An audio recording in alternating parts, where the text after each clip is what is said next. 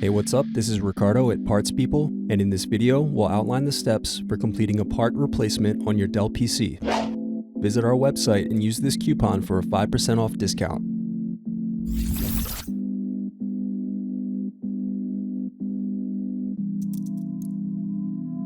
Unscrew and remove bottom base.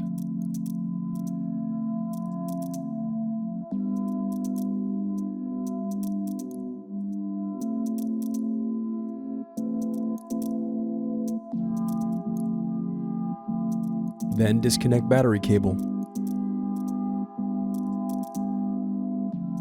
Now unscrew and remove heatsink.